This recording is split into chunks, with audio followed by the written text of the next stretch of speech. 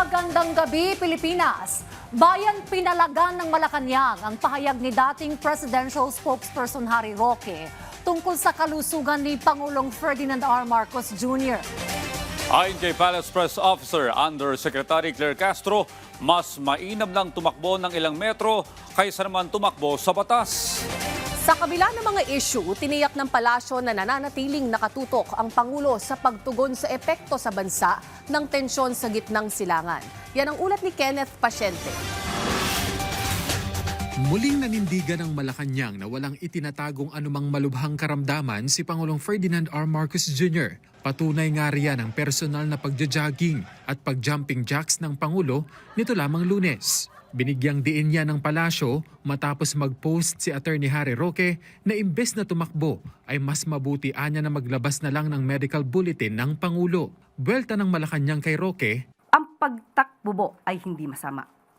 Mas maganda po na tumakbo ng ilang metro kesa tumakbo sa kamay ng batas. nagpakita rin ng resibo ang Malacanang sa naging pahayag ni Roque bilang dating presidential spokesperson patungkol sa kalusugan ni dating Pangulong Rodrigo Duterte.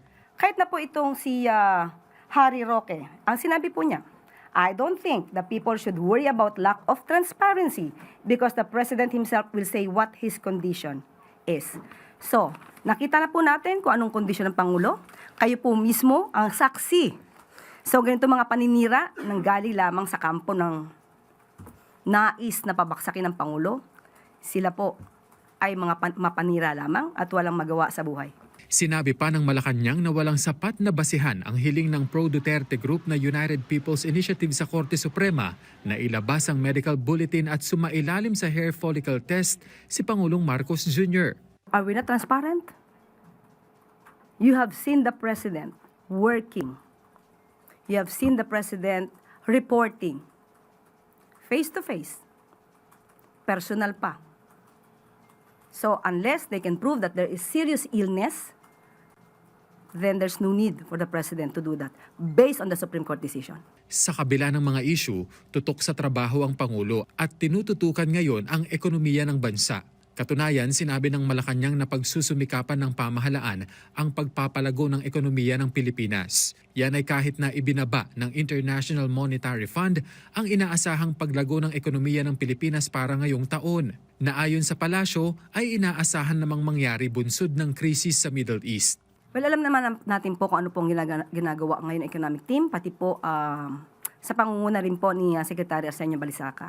Sinabi niya rin po ito, in I quote, most Asian economies are likely to miss their growth targets this year due to global supply chain disruptions and heightened uncertainty from the Middle East. So sa ngayon po, kahit ano po ang naranasan natin ngayon dahil dulot ng gulo dito sa Middle East, pinagsusumikapan po ng gobyerno na maibsan or maiwasan, mabawasan ang naranasan natin na hirap dulot ng krisis sa Middle East. Tiwala pa rin ang pamahalaan na maaabot ng bansa ang upper middle income status sa ilalim ng termino ng Pangulo. Minabuti po natin na kunin na rin po ang komento ni DepDev Secretary Arsenio Balisaca patungkol po dyan. Ibibigay ko po ang kanyang mensahe na, and I quote, by July 2026, the World Bank will indicate whether we have met the income threshold for upper middle income status based on 2025 performance. Formal classification may require additional years of sustained results. We remain confident this will be achieved within the term of the Marcos administration.